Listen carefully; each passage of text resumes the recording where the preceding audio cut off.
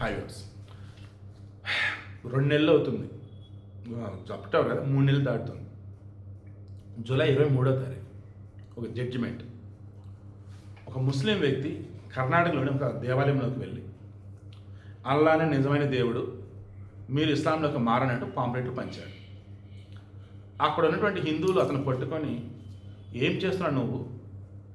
మా గుడిలోకి వచ్చి మా దేవుడు కాదన్నట్టు, మాది మతం కాదన్నట్టు, ఇస్లామే మతం అన్నట్టు, అల్లానే దేవుడు అన్నట్టు నువ్వు పాంప్లెట్లు పంచేదేంటి, మతం మారమని అడిగేదేంటి, అసలు ఏంటి దారుణం అని చెప్పేసి అన్నప్పుడు ఇక అతని వెనుక ఆల్రెడీ కొంతమంది ముస్లిం సంస్థలు వాళ్ళు వచ్చి నిలబడ్డారు. కర్ణాటకలో ఉంది కాంగ్రెస్ ప్రభుత్వం. ఏం చేస్తారు ఇంక వాళ్ళు? కేసును డైల్యూట్ చేయాలి. అందుకని ఏం చేశారు? మత మార్పిడికి లోను చేస్తున్నాడు, మత మార్పిడికి ప్రోత్సహిస్తున్నాడు అన్నట్టుగా అతని మీద ఆ కేసు పెట్టారు. ఇక్కడ వాస్తవానికి పెట్టాల్సింది ఏంటి? ఏకంగా వేరే మతస్థుల యొక్క ఆ పవిత్రమైనటువంటి ప్లేసెస్కి వెళ్ళి న్యూసెన్స్ క్రియేట్ చేశాడు, అక్కడ వాళ్ళని ఇబ్బంది గురి చేశాడు, అండ్ ఓ రకంగా దేశంలో వచ్చేసి శాంతి భద్రత విఘాతం కలిగించాడు. ఇది కదా నువ్వు పెట్టాల్సిన కేసు, అది పెట్టలా. సరే, హైకోర్టుకు వచ్చిన కేసు.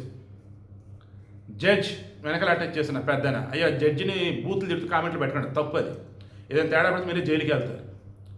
జడ్జి ముందు వచ్చింది. జడ్జి మొత్తం చూశారు. ఇదేంటి మత మార్పిడి గురి చేశాడా? ఎలా గురి చేశాడు? ఎంతమంది మతం మారారు అన్నారు. ఎవరు మతం మారలా. దేవాలయానికి వచ్చి పాంప్లెట్లు పంచాడు. ఏముంది పాంప్లెట్లలో? అల్లానే నిజమైన దేవుడు, ఇస్లామే నిజమైన మతం, మారండి అని ఉంది. మారారు ఎవరన్నా? ఎవరు మారలా. మరి ఎవరైనా ఇబ్బంది పడ్డారా? ఎవరు ఇబ్బంది పడలా. మరి ఇంకేంటి? ఇదేం కేసయ్యా? కేసు కొట్టేశారు. సో మీకు అర్థమైందా?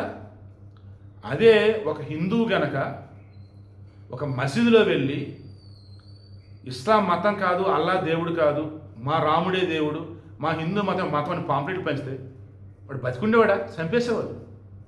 అలాగే చర్చికి వెళ్ళి కూడా అదే క్రైస్తవులు కూడా ఓరే దేవుడా, తిరుమల కూడా వదలే కదరా బాబు మొన్న ఏకంగా.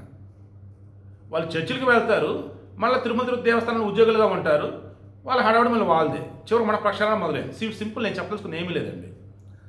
ఇప్పటికైనా కానీ భారతదేశం ఉన్నటువంటి అన్ని మతస్థులు ఎవరైతే ఉన్నారో మీకు దండం పెడుతున్నాను, రిక్వెస్ట్ చేస్తున్నాను, సంతోషంగా అందరూ బతుకుతున్నాం కదా, మీ దేవుడు మీ విశ్వాసాలు మీవి కదా, ఎందుకు మా దేవుళ్ళ దగ్గర జోలికి వస్తారు?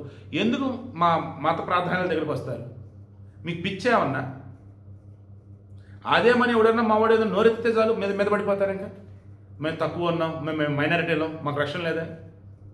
మెజారిటీ ఉంటే మా హిందువులు ఏమైనా అనొచ్చా? మా దేవుళ్ళు ఏమైనా అనొచ్చా? ఏంటి ఇది?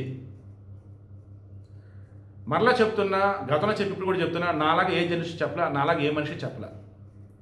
నీ దేవుడు నువ్వు నిజం. ఈ మధ్యలో మత పెద్దలు కూడా నేను నమ్మను. వాళ్ళు చెప్పేది మంచి ఉంటే తీసుకో. వేరే మతస్థులకు సంబంధించి వేరే మత నమ్మకాన్ని తక్కువగా చేస్తున్నాడంటే వాడు నువ్వు మత పెద్దని అనుకోమా. అలా నువ్వు అనుకుంటే నువ్వు బానిసే. ఏదో రోజు నిన్ను కూడా వాడు బలి చేస్తాడు. సో ఇప్పటికన్నా ఈ దేశంలో హిందువులంతా కూడా ఏకం కండి, కులాల వరకు విడిపోకండి. మనది హిందుస్థాన్, సనాతన ధర్మం పరిడవిల్లాల్సిన నేల. ఇక్కడ వేరే మతస్థులు మనం తప్పు చేస్తూ ఇలా ఉంటున్నారంటే కారణం దిక్కుమాలిన పాలకులు, దిక్కుమాలిన చట్టాలు, తీర్పులు, ఇక రకరకాలు ఏవైనా కానీ. ఏం చేద్దాం? యాజ్ పర్ చట్టం తీర్పిస్తారు అంతే. జడ్జిలు తప్పు కాదు, దిక్కుమాలిన కేసు పెట్టిన వాళ్ళు తప్పు. పోలీసు కూడా తప్పు లేదు. పైన పాలకులు తప్పు ఉందంటే ఉందా, మరి వాళ్ళదే. వాళ్ళు తప్పు ఎలా ఏంటంటే ఇంకా మీరు ఆలోచించాలి. సో వీడియో క్లోజ్ చేస్తున్నాం.